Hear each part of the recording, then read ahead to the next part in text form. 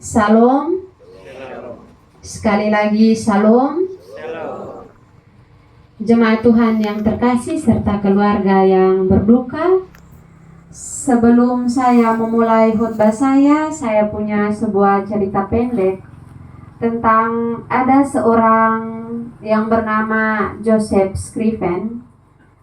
Dia jatuh cinta pada seorang wanita dan mereka kemudian merencanakan sebuah pernikahan. Tapi apa mau dikata, sebelum hari pernikahannya wanita tersebut kemudian meninggal. Seiring berjalannya waktu, Joseph kemudian move on dan dia kembali menemukan pujaan hati.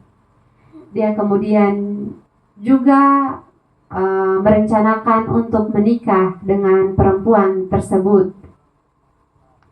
Namun takdir berkata lain, calon istrinya ini meninggal karena mengidap penyakit ginjal. Akhirnya Joseph kemudian mengalami kesedihan yang berkepanjangan dan dia mengalami yang namanya putus asa. Dan ketika dia bangkit dari keterpurukannya, dia kemudian melayani orang-orang yang cacat di kota dan dia kemudian menumpahkan segala kesedihannya dalam sebuah lagu yang telah menguatkan banyak orang, termasuk juga menguatkan kita semua pada saat ini dan juga keluarga yang berduka. Lagu tersebut berjudul Yesus Kawan yang Sejati. Yesus Kawan yang Sejati, judul lagu yang sudah menguatkan banyak orang dan juga yang akan menjadi tema perenungan kita pada saat ini. Bapak Mama kekasih-kekasih Tuhan, kematian adalah peristiwa hidup yang akan dialami oleh semua ciptaan yang hidup. Semua orang yang sejak lahir ia selalu dibayang-bayangi oleh kematian dan kemudian bertanya, Tuhan, apakah hari ini adalah hari terakhir saya? Atau Tuhan, kapan ajal tersebut menjemput saya? Ini adalah pertanyaan yang akan membayangi semua orang. Cara terbaik yang bisa kita lakukan untuk menghadapi kematian adalah dengan menjalani kehidupan kita dan juga menjalani setiap harinya dengan baik, menjalani hari-hari yang kita jalani dengan mengecap kebaikan, kebahagiaan, dan juga dengan merasakan rasa sakit akibat ditinggalkan. Ketika kita kehilangan orang yang begitu kita kasihi dan memiliki banyak kenangan, kita pasti merasa seperti Marta dan Maria yang mengatakan kepada Tuhan bahwa Tuhan, sekiranya Engkau ada di sini, saudaraku pasti tidak akan mati. Jika saja Tuhan ada di sini, Tuhan pasti akan menolong supaya saudara terkasih dari Marta dan Maria tidak akan meninggal. Jika Tuhan ada di sini, Tuhan sekiranya akan mengadakan mujizat sehingga Lazarus akan baik-baik saja.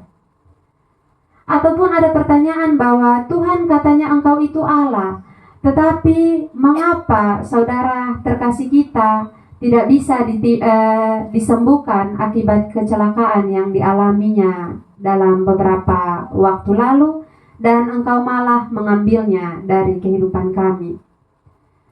Terkadang kita memiliki sikap yang seperti ini, menjadi orang-orang yang takut terhadap kematian.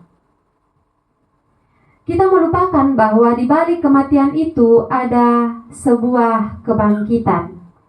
Tidak akan ada kebangkitan jika tidak ada kematian. Kematian adalah sebuah tanda bahwa kita telah diterima oleh Allah di dalam kematian dan juga kebangkitan dari Kristus. Bapak Mama jemaat Tuhan sekalian, Yesus adalah kawan yang sejati yang menangis bersama-sama dengan Maria dan Marta ketika Lazarus meninggal. Yesus yang sama pun juga adalah kawan yang sejati yang saat ini sedang menangis bersama-sama dengan keluarga yang berduka, terkhususnya Mama Windy, Kakak Aditya dan juga Kakak Junior yang sedang berada jauh dari tempat ini. Bapak Mama kekasih-kekasih Tuhan, ketika Yesus berkata kepada Maria dan Marta bahwa saudaramu Lazarus akan bangkit, maka hal itu pun ditujukan kepada kita semua sekarang ini. Ketika Kristus datang kembali, maka saudara terkasih kita, Bapak Yandri, akan dibangkitkan dan mengalami persekutuan cinta kasih bersama dengan Allah. Dan hal itu pun akan terjadi bagi kita sekalian, bagi kita semua yang masih diberikan waktu untuk tetap ada di dalam dunia ini.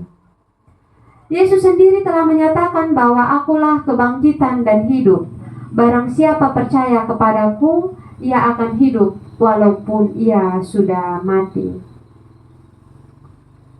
Bapak Mama, pernyataan yang sama juga Yesus berikan kepada kita, dan ada sebuah pertanyaan yang Yesus lontarkan kepada Marta bahwa apakah Marta percaya kepada Yesus ketika Marta sedang mengalami duka cita yang berat akibat ditinggalkan oleh saudaranya. Apakah Marta masih tetap percaya kepada Yesus? Pertanyaan yang sama juga diberikan kepada kita semua pada saat ini. Apakah ketika kita mengalami duka cita karena kehilangan seseorang yang begitu kita kasihi, apakah kita masih tetap percaya kepada Yesus di tengah beratnya pergumulan kehidupan kita? Memang ditinggalkan oleh orang yang kita kasihi itu sangat menyakitkan. Untuk itu tidak apa-apa jika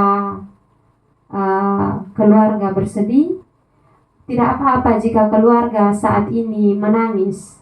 Itu merupakan bukti bahwa kita mengasihi dan juga menghormati beliau.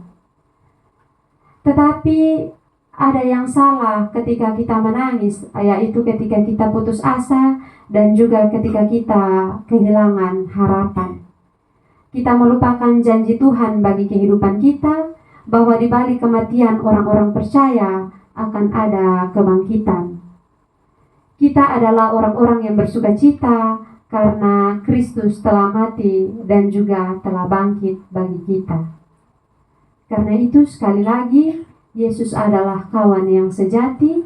Dia adalah Yesus yang sama, yang akan menghibur setiap orang yang berduka. Karena itu, kiranya